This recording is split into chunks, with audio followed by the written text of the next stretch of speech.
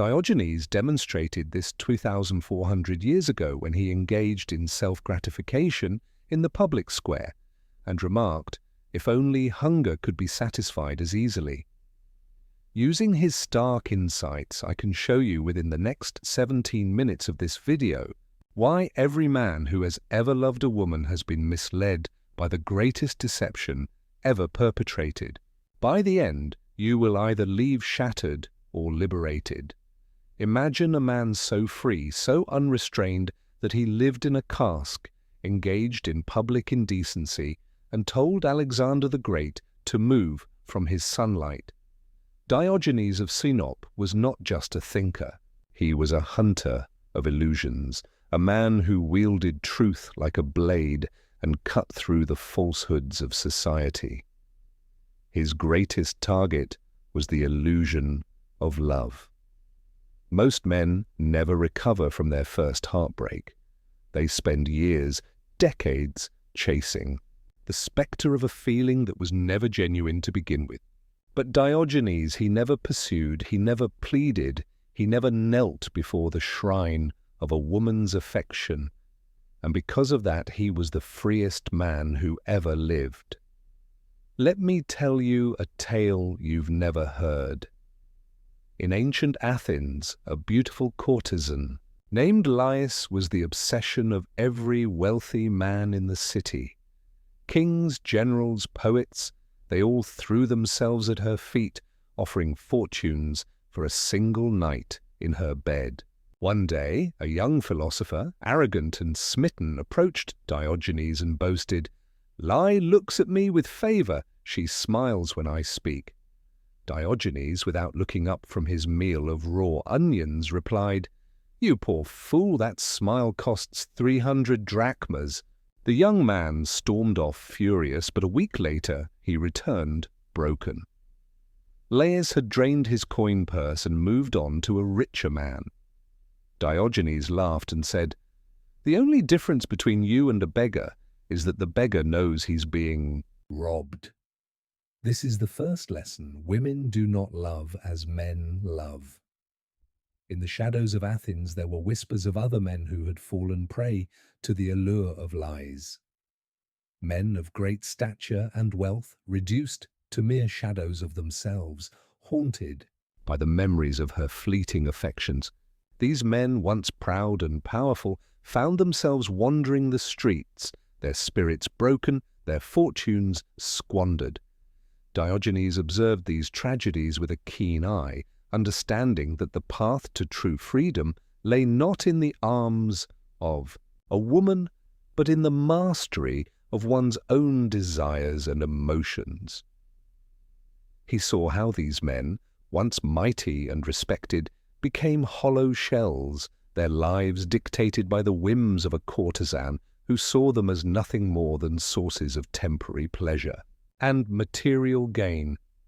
Modern men are taught that love is a mutual exchange, that if you give loyalty, you receive loyalty. If you give devotion, you receive devotion. But history screams the opposite. Consider the story of Heinrich von Kleist, the 19th century poet who worshipped a woman named Henrietta Vogel. He wrote her letters, dedicated his life to her, and in the end she was dying of cancer and asked him to kill her. He did, then he turned the gun on himself. Her last words, "Thank you." No tears, no regret, just gratitude for his service. This is the female psyche in its rawest form, a mechanism of hypergamy wired to seek the best possible outcome, even at the cost of a man's life. Diogenes knew this. When asked why he refused to marry, he said, "Marriage is a trap for fools.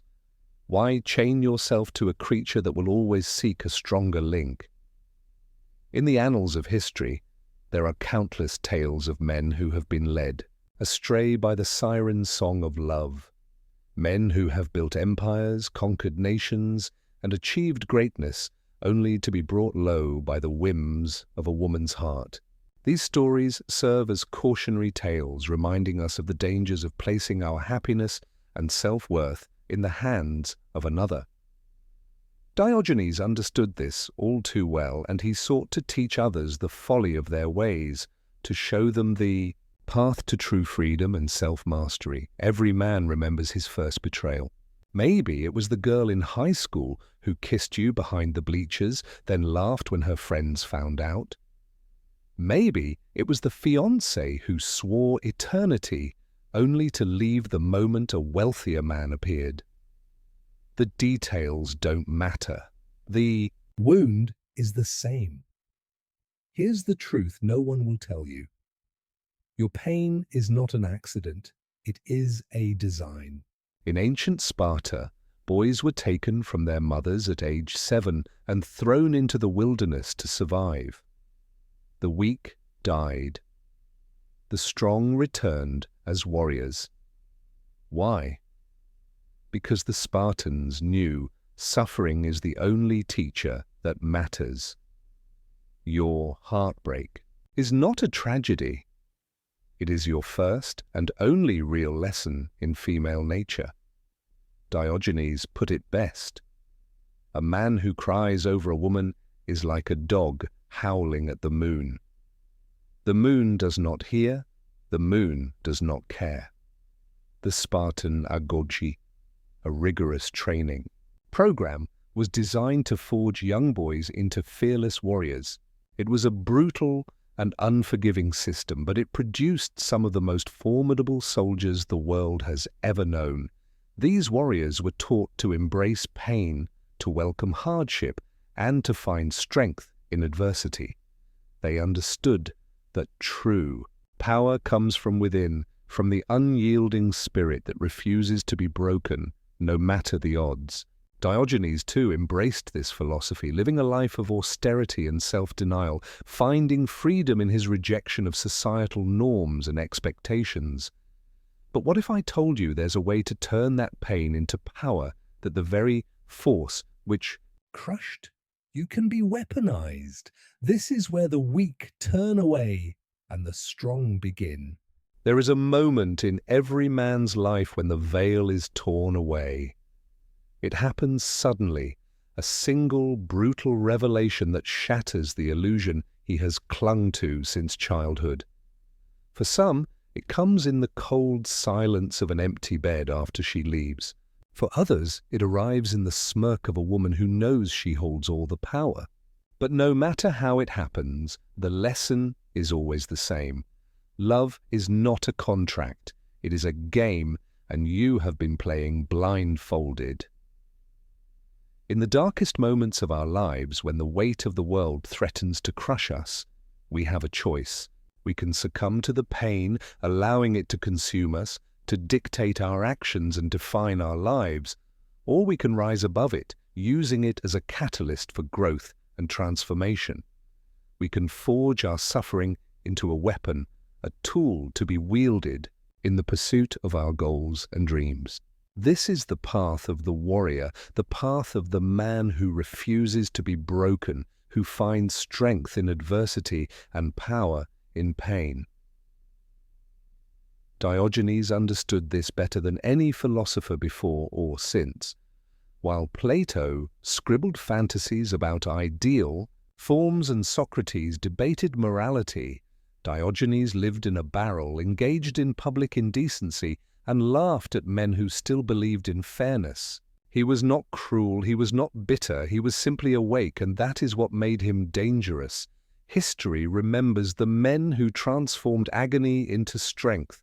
Take the Roman general Gaius Marius, who, after being betrayed by his own people, exiled, and left for dead, clawed his way back to power with nothing but rage as his fuel. Or Nietzsche, who, after being rejected by Lou Salome, plunged into solitude and emerged with Thus Spoke Zarathustra, a book that would redefine philosophy. These men did not collapse under the weight of their suffering. They forged it into a weapon. Consider also the tale of Marcus Aurelius, the philosopher king who ruled Rome with wisdom and stoicism. Despite his power and influence, he found solace not in the affections of women, but in the discipline of his own mind. He wrote, You have power over your mind, not outside events. Realize this and you will find strength. Marcus Aurelius faced betrayal and heartache, yet he stood firm, understanding that true power comes from within, not from the validation of others. His meditations serve as a testament to the strength found in self-mastery and the rejection of external control. In the face of adversity, it is easy to lose sight of our goals, to become mired in the depths of despair. But the truly great men of history, those who have left an indelible mark on the world, have been those who have risen above their circumstances, who have found the strength to persevere in the face of overwhelming odds. They have embraced their pain, using it as a stepping stone to greatness, a tool to be wielded in the pursuit of their dreams. Diogenes' entire life was a testament to this principle. When pirates captured him and sold him into slavery, he did not weep, he did not beg. He looked at his buyer and said, "You need a master, I'll take the job." The man was so stunned by his audacity that he made Diogenes tutor his sons. This is the first law of emotional alchemy. Your pain is currency. Spend it wisely. Most men waste theirs. They drown in self-pity, replaying memories of her touch, her laugh, the way she looked at them before she walked away. They obsess over questions with no answers. Why wasn't I enough? What does he have that I don't? Diogenes would have laughed at them. When a heartbroken young man asked him how to forget a woman, Diogenes handed him a rotten fish and said, "Carry this through the market." Confused, the man obeyed. By the time he returned, the stench was unbearable. "Now throw it away," Diogenes commanded. The man did. "Do you miss it?" Diogenes asked. "Of course not," the man replied. Diogenes smiled. "Then why do you miss her?" The path to true freedom and self-mastery is not an easy one. It requires a willingness to embrace pain, to welcome hardship, and to find strength in adversity. It demands that we reject the comfortable lies and illusions that society would have us believe, and instead embrace the stark and unvarnished truth. It is a journey that few are willing to undertake, but for those who do, the rewards are immeasurable. Women have known the truth for centuries. They are the original strategists, the architects of emotional warfare. While men were busy building empires, women were mastering the art of influence, not through force, but through illusion. Consider the story of Catherine the Great, who seduced and deposed her own husband to seize the Russian throne, or Cleopatra, who wrapped Julius Caesar and Mark Antony around her finger, not with beauty alone, but with calculated displays of vulnerability and power. These women were not evil. They were simply playing the game at its highest level. Diogenes saw through the charade. When a famous courtesan bragged that she could make any man fall in love with her, he challenged her. "Then make me." She tried. She flattered him, touched him, whispered promises in his ear. Diogenes yawned. Finally, she stripped naked in front of him. He didn't even look up from his bowl of lentils. "Your body is your weapon," he told her, "but I am not your target." This is the second law. You cannot be manipulated if you refuse to play. Throughout history, women have wielded their power and influence in subtle and often unseen ways. They have shaped the course of empires, dictated the fates of nations, and determined the rise and fall of great men. They have done so not through brute force or overt displays of power, but through the art of manipulation, the skillful wielding of their charms and affections. Men, blinded by their desires and emotions, have all too often fallen prey to these machinations, their lives and fortunes dictated by the whims of women who see them as little more than pawns in a grand and intricate game. Modern men are drowning in manipulation. They are told to open up, to be vulnerable, to share their feelings, and then when they do, they are punished for it. The woman loses respect. The desire fades. The relationship crumbles. Diogenes would have called this predictable. When a weeping man confessed that his wife no longer desired him, after he poured his heart out to her, Diogenes handed him a cup of water and said, "Now spill it." The man did. "Can you put it back?" Diogenes asked. The man shook his head. "Then why did you spill it in the first place?" In the modern world, men are bombarded with messages that would have them believe that true happiness and fulfillment can only be found in the arms of a woman. They are told that they must open themselves up, make themselves vulnerable, and share their deepest thoughts and feelings. But all too often, these displays of vulnerability are met with scorn and derision, the objects of their affections losing respect and desire for them. The relationship crumbles and the man is left broken and alone, wondering where he went wrong. The final stage of transformation is not control over women. It is control over yourself. The Stoics called it apatheia, freedom from passion. The Buddhists called it detachment. Diogenes called it living like a dog, no attachments, no expectations, no fear of loss. When Alexander the Great, the most powerful man in the world, stood before Diogenes and asked what he could do for him, Diogenes replied, "Move, you're blocking my sun." That is the essence of the unbreakable mind, not wealth, not status, not the love of a woman, but the sheer, unshakable certainty that you need nothing. True freedom, true power, and true happiness can only be found within ourselves. They come from the mastery of our own minds and emotions, from the rejection of the illusions and manipulations that society would have us believe. They come from the understanding that we are complete unto ourselves, that we need nothing and no one to validate our existence or our worth. This is the path of the warrior, the path of the man who refuses to be broken, who finds strength in adversity and power in pain. Most men will never reach this state. They will spend their lives chasing validation, begging for scraps of affection, rearranging their entire existence for the fleeting approval of a woman who will discard them the moment a better option appears. But what happens when a man truly awakens, when he decides to rewrite the rules? This is where philosophy becomes power. There comes a moment in a man's life when the world shifts. It is not a slow realization, not some gradual awakening. It is a single violent instant where everything you believed cracks open, and what pours out is not enlightenment, but fire. This is the moment when you understand with perfect clarity that every tear you shed, every night you spent aching, every sacrifice you made in the name of love was never about her. It was always about you, your weakness, your hunger, your desperate, clawing need to be chosen. In the journey of self-discovery and empowerment, it is crucial to recognize the strength that lies within.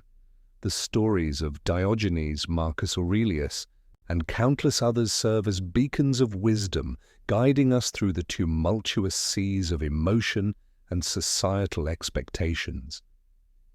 They teach us that true freedom is not found in the possession of others' affections, but in the mastery of our own spirits. As you reflect on these lessons, remember that the path to liberation is not paved with the approval of others, but with the unyielding resolve to stand firm in your own truth.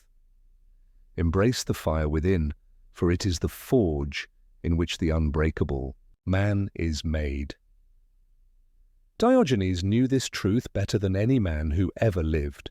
He did not beg for love, he did not bargain for affection. He lived in a barrel, engaged in public indecency, and died with nothing, and in doing so became more powerful than kings. The greatest lie ever sold to men is that they need a woman's love to be complete. History is littered with the corpses of men who believed this. Samson, the strongest man who ever lived, brought to his knees by a woman's betrayal. Orpheus, who walked into hell itself to retrieve Eurydice, only to lose her because he could not resist looking back. Even the mighty Hercules, who burned himself alive when his love, Deianira, poisoned him with what she thought was a love potion. These were not love stories, they were warnings. Diogenes spat on such weakness. When a young man came to him weeping because his beloved had left him for another, Diogenes listened silently. Then, without a word, he picked up a dead rat by the tail and held it up. The man recoiled in disgust. "You shudder at a rotting carcass," Diogenes said, "but you let a woman rot your soul." This is the first law of ruthless self-mastery. Nothing, not love, not sex, not companionship, is worth your dignity.